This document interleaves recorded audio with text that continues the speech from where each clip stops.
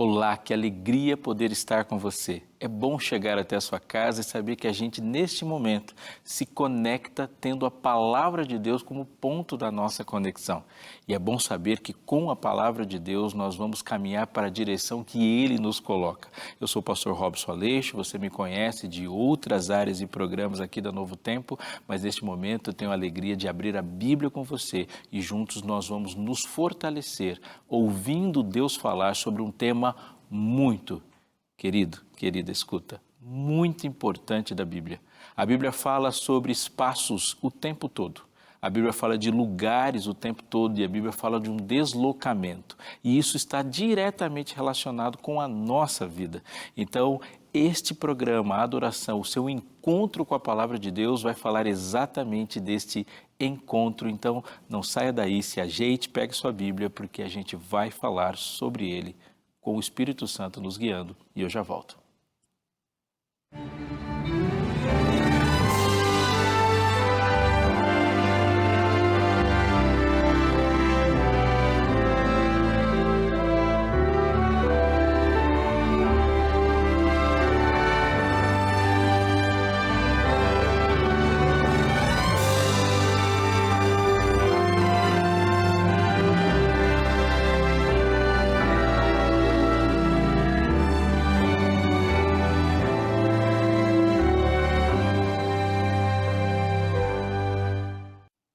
Estamos de volta. Eu quero te chamar a atenção para uma coisa muito importante da nossa vida. No Evangelho de João, capítulo 17, verso 3, Jesus disse: a vida eterna é essa.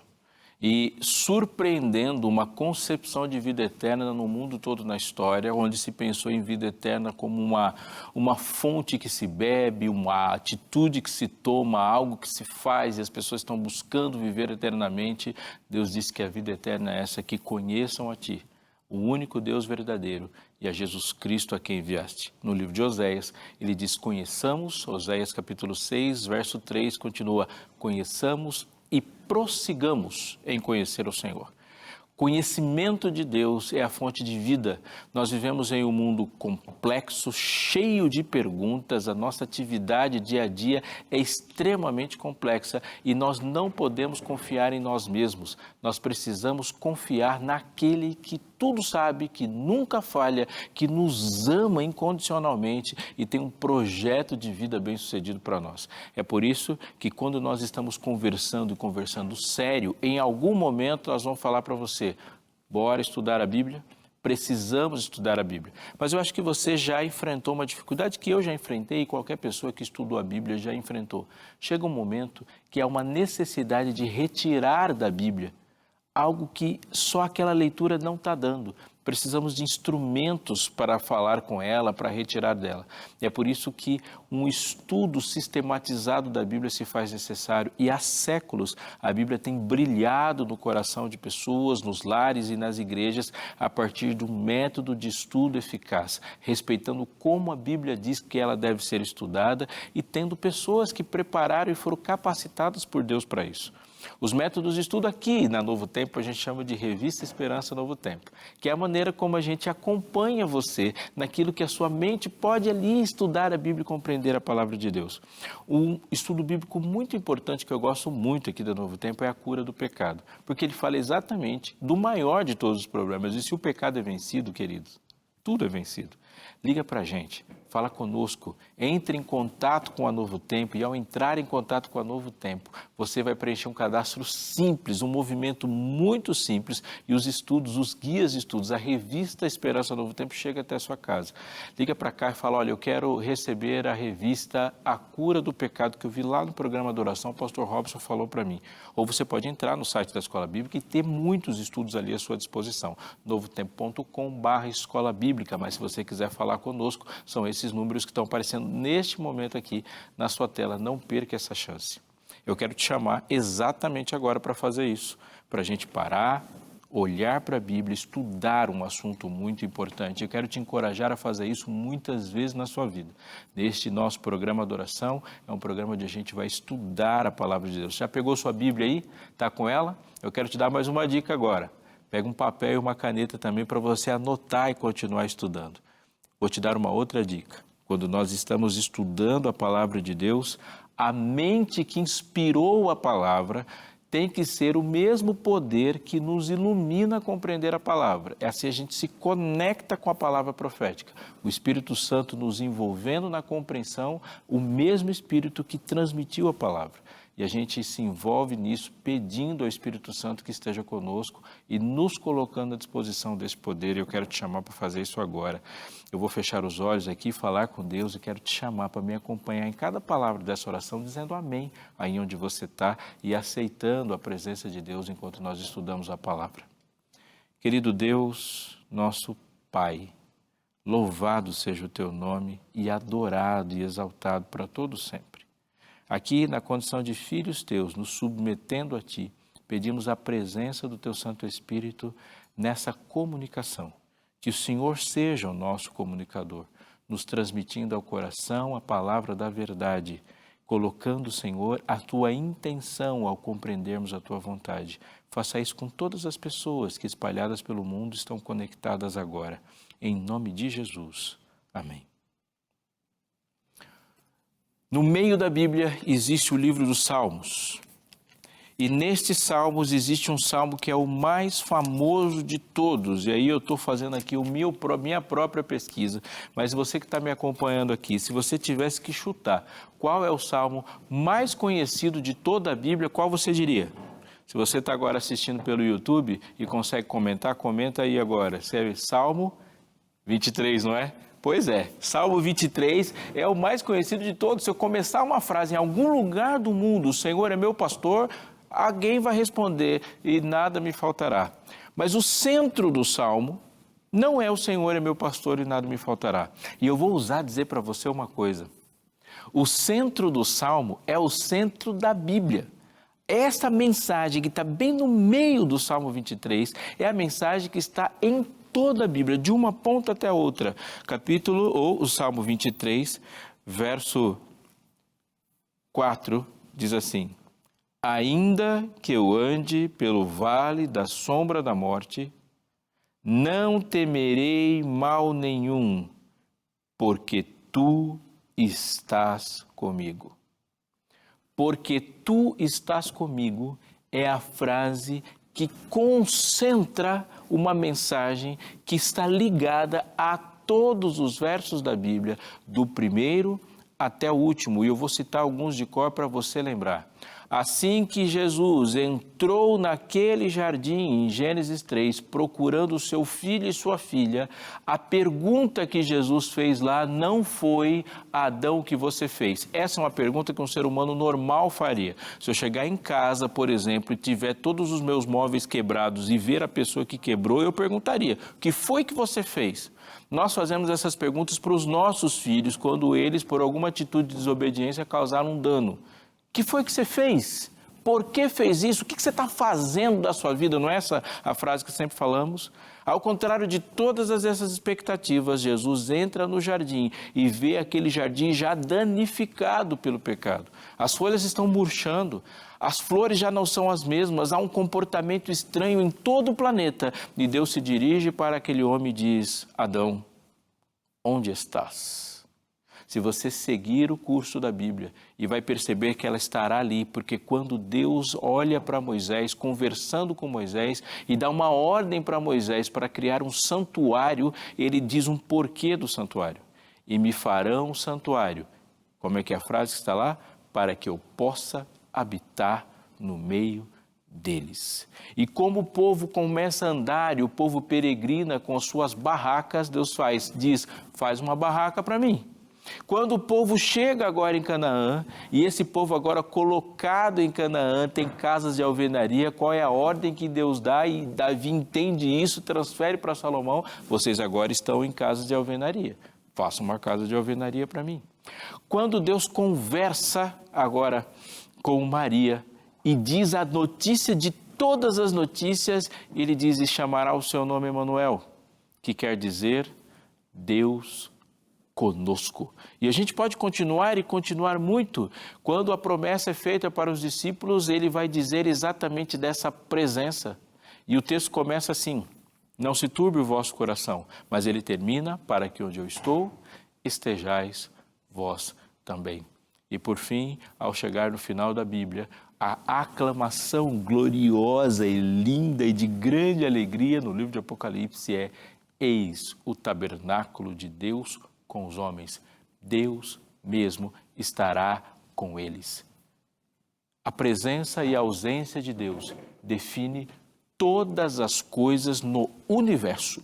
Sim, olhando para o universo, nós vamos perceber que existe uma diferença ali entre estar presente e estar ausente. E tudo, repito, tudo no universo se divide entre presença e ausência de Deus. O começo da história do pecado e o final da história do pecado estão ali colocados como presença e ausência de Deus. Eu quero te chamar a atenção, primeiramente, por uma coisa, colocando essa frase de Davi no Salmo 23.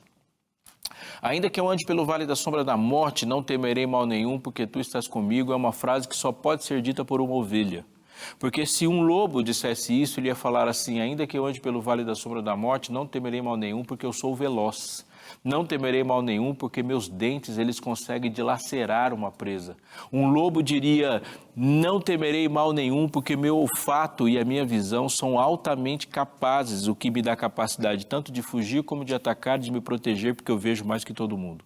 Um leão não diria: ainda que eu ande pelo vale da sombra da morte, não temerei mal nenhum, porque tu estás comigo, porque o leão diria: não temerei mal nenhum, porque só o meu rugido é capaz de afrontar ou amedrontar alguém. As minhas garras, a minha presa, a minha velocidade, minha capacidade de raciocínio e assim todos os predadores.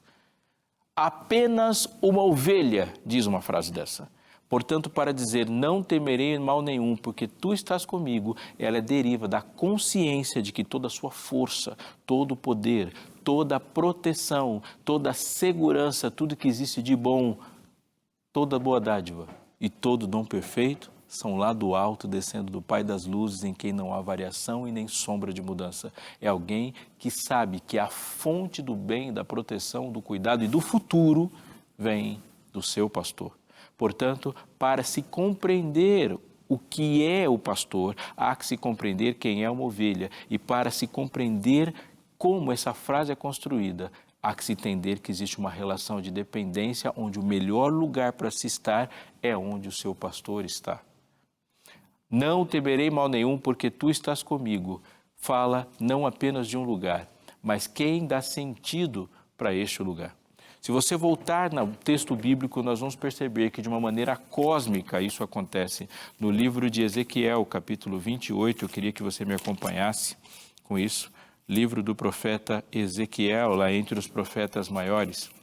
Há uma descrição usando um rei humano, que tipifica a queda de Satanás. Ezequiel, capítulo 28. No verso 13 diz assim, você estava no Éden, jardim de Deus, e se cobria de todas as pedras preciosas. E há uma descrição dessas pedras preciosas. No verso 14 vai dizer assim, você era querubim da guarda e foi ungido. E eu estabeleci, note, você permanecia no monte santo de Deus e andava no meio das pedras brilhantes. Você era perfeito em todos os seus caminhos desde o dia em que foi criado, até que se achou iniquidade em ti. O texto fala de alguém perfeito e fala de uma condicionalidade dessa perfeição. Ele é perfeito estando no lugar onde Deus colocou ele para ficar. Chama-nos a atenção o nome desse lugar. E o nome desse lugar é Éden. E isso nos faz compreender que quando a Bíblia fala de Éden, ela está falando mais do que um limite geográfico circunscrito à terra. Éden tem mais que um significado de um lugar cheio de árvores. Éden é onde Deus está e a delícia que Deus gera pela presença dele. Atente para isso. Quando ele fala, estavas no Éden, jardim de Deus, ele deixa bem claro que o melhor e mais importante lugar para alguém estar é diante da presença de Deus. Querido, querida, se você não prestou atenção em nada que eu disse até agora, é bom prestar atenção nisso. Se você estiver anotando alguma coisa, anote isso. Sucesso, segundo Deus, é a presença dele. Estar na presença de Deus contemplar a sua face, poder ouvir a sua voz, poder falar com Ele e desfrutar de tudo que emana da presença dEle, é o ponto máximo da existência. Quando os textos bíblicos perguntam sobre os bem-sucedidos, esses mesmos textos respondem esse sucesso dos bem-sucedidos como alguém que chegou à presença de Deus. Quando Jesus, falando lá nas bem-aventuranças, ele fala dos bem-sucedidos, ele fala daquelas pessoas, por exemplo, que os puros de coração. E onde um puro de coração chega? Ele chega a ver a Deus. Quem habitará, pergunta, o Monte Santo do Senhor? Quem pode contemplá-lo? E é uma descrição. E tudo que se fez tem o objetivo de contemplar e ver o Senhor. Ver o Senhor, estar na presença do Senhor é o ponto máximo da existência. Não, a gente não pode cair na roubada de achar que estar na presença do Senhor é menos do que conquistar as coisas que nós conquistamos aqui. Jesus disse, eu sou o caminho, a verdade e a vida. Mas ele não fala que ele é o caminho para você comprar seu carro, para você terminar o financiamento da sua casa, o caminho para você ficar bonitão depois dos 40. Não é isso que ele está falando. Ele não falou que esse é o caminho para o seu sucesso. Ele não diz que ele é um caminho para absolutamente nada que tenha surgido no seu próprio coração. Ele diz, eu sou o caminho, a verdade e a vida. E você não pode parar de ler o texto, porque ele diz, ninguém vem ao Pai senão por mim. Portanto, o ponto de sucesso, o ponto da chegada é ele. Jesus é o caminho. Deus constrói um caminho para ele. E quando Deus se entrega e se mostra e patenteia o caminho, abre o caminho, ele está deixando o caminho do sucesso para você. Aqui diz que Lúcifer era um anjo bem-sucedido, porque ele estava no ponto máximo onde alguém pode estar, no jardim de Deus, e com as asas cobriu o trono, ele era um querubim cobridor, e entre ele e Deus não havia nada, uma definição bíblica de sucesso. Mas quando nós olhamos para o texto bíblico, nós vamos ver uma sequência de expulsão, porque ele foi expulso deste lugar. Ele ficou orgulhoso, ele começou a dar lugar para o pecado e ele foi expulso. Se você voltar à Bíblia, o texto da sua Bíblia no livro de Jó, e eu convido você a voltar um pouquinho para o livro de Jó, você vai perceber que há ali uma informação importante para a gente, logo no começo do livro de Jó. Porque o livro de Jó fala de uma reunião, e de uma reunião num espaço celestial que não é descrito como Éden, o jardim de Deus, não é descrito como o santuário de Deus, mas é descrito o lugar onde os filhos de Deus se aproximam para procurá-lo. Então nós podemos inferir com muita segurança que esse lugar não é onde Deus está, no trono, na delícia de Deus, porque Lúcifer pôde estar ali presente. E há um diálogo mesmo indireto. E diz no verso 6 de Jó 1, que no dia em que os filhos de Deus vieram apresentar-se diante do Senhor, veio também Satanás entre eles, e ele veio de uma forma ilegítima, porque ele vai no lugar de Adão. Mas que conclusão que a gente chega aqui? Há, de alguma forma, um espaço que Satanás ainda ocupa, quando ele dialoga e pode estar na presença junto com outros seres que Deus criou, que não caíram em pecado. Mas se você der um salto, aí eu quero que você vá anotando os versículos e fazendo a sequência para você, lá para o livro de Apocalipse, nós vamos perceber uma outra expulsão. No livro de Apocalipse, capítulo 12, o verso 10 diz assim: ouvi uma voz forte no céu, proclamando, agora veio a salvação, o reino do nosso Deus e a autoridade de seu Cristo, pois foi expulso o acusador de nossos irmãos, o mesmo que os acusa de dia e de noite diante do nosso Deus. Há uma outra expulsão. Aquele que é acusador, que aparece no livro de Jó, acusando e colocando, difamando Jó, acusando o caráter de Deus ali, agora já não pode fazer mais isso. E ele diz que agora ele está preso à terra, porque no verso 12 diz assim: por isso alegrem-se, ó céus, e vós que nele habitam. Ai da terra e do mar, pois o diabo desceu até vós cheio de fúria, sabendo que pouco tempo lhe resta, e essa expressão, sabendo que pouco lhe resta, está diretamente relacionada à morte de Jesus, à morte do Cordeiro, e quando Jesus assume como o segundo Adão e está ali no trono celestial, e nós agora somos representados por aquele pelo qual oramos em nome dele, em nome de Jesus. Agora Satanás não pode mais fazer o que ele fez em Jó. Isso significa que ele está saindo. Agora note comigo, estavas no Éden e depois não está mais no Éden, jardim de Deus, e ainda tem um espaço no céu. Agora ele não tem mais espaço no céu e está preso à terra. E no livro de Apocalipse, nos seus últimos capítulos, fala que desce um anjo forte e o acorrenta. Você percebe que o caminho do mal é um caminho de afunilamento. Ele tem acesso aonde está o lugar mais importante do universo. Conforme ele vai pecando, ele vai perdendo esse acesso. Não está mais onde Deus está, não pode estar mais onde os mundos que não caíram estão. Agora ele está aqui na terra e não pode estar mais tendo acesso livre ao seu coração, porque o seu coração pertence a Deus. Ele não tem acesso livre à sua casa, porque a sua casa pertence a Deus. E quando você entra em um lugar levando a presença de Deus, a presença do mal não suporta a luz que você traz e agora ele vai perdendo cada vez mais acesso. E conforme o evangelho avança sobre o mundo, o mal recua no mundo, até que Satanás, sem ter com quem tentar, depois da vitória de Deus levando os seus embora daqui, ele estará preso. Embora a gente passe o tempo todo sendo bombardeado com a falsa informação de que o mal avança, a Bíblia diz o contrário. O mal está recuando diante do poder do Evangelho. Isso não significa que ele não tem uma ação poderosa ainda no mundo e a gente não tem que combater. Nós combatemos. E nesse exato momento é exatamente isso que nós estamos fazendo. Especificamente aqui no Novo Tempo, através do estudo, da pregação, da aplicação da Palavra de Deus nas muitas áreas da vida. Você que é anjo da esperança, você que é aluno da escola bíblica, está fazendo parte desse combate. Mas esse combate, não tenha dúvida, diminui os espaços do mal. Presença, ausência, e a gente vê aí, conforme o pecado avançou no coração de Lúcifer, ele está cada vez mais longe de um ponto onde Deus define o sucesso, que é o lugar onde ele está. Isso é muito importante para a gente compreender que conforme nós nos afastamos de Deus, o espaço da nossa liberdade vai se restringindo.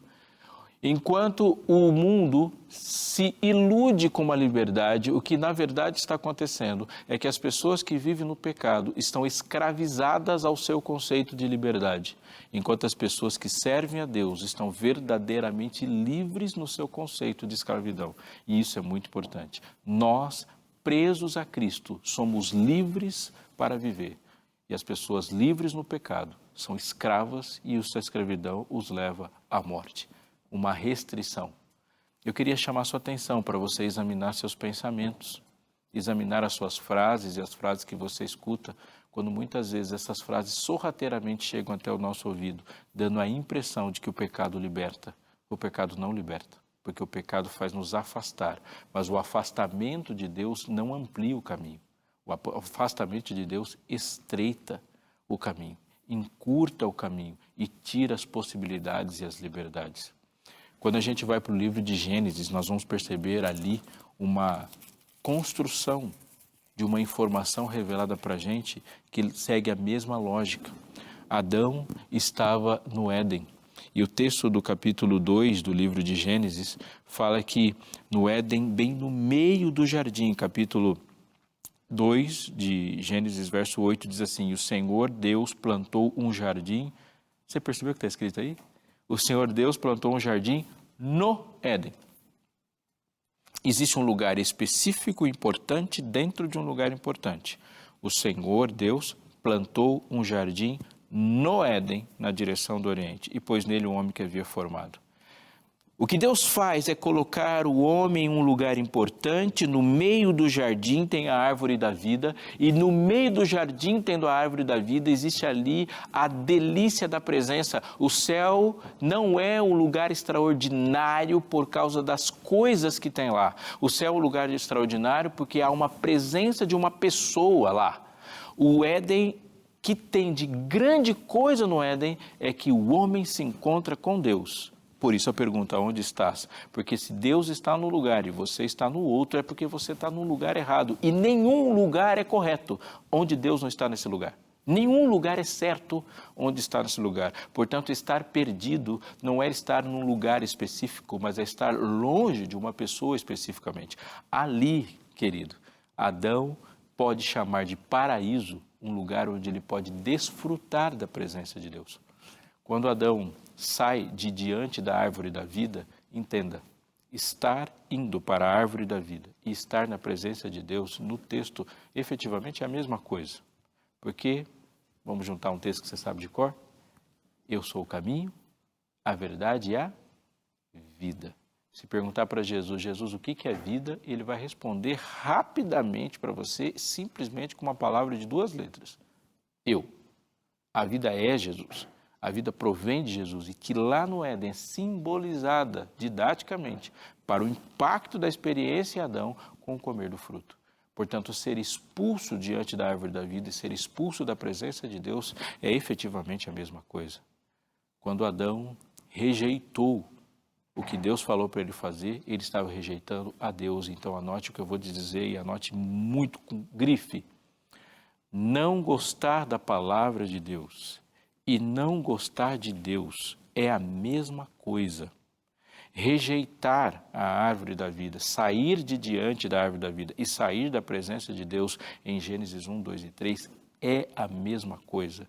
Não obedecer à palavra de Deus e desobedecer a Deus é a mesma coisa. Cuide. Às vezes eu escuto umas frases horrorosas. Eu gosto de Jesus. Eu amo ao meu Deus. O que eu não gosto muito é de estudar a Bíblia. Cuidado.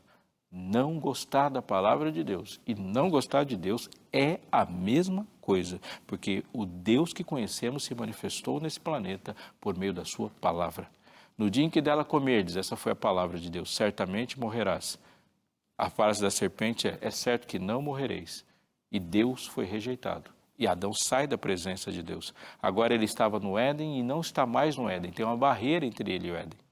Quando nós olhamos a história de Caim, Caim agora ele rejeita o caminho que Deus propõe para a volta dele. E quando Caim rejeita isso, ele vai ser colocado a oriente do Éden.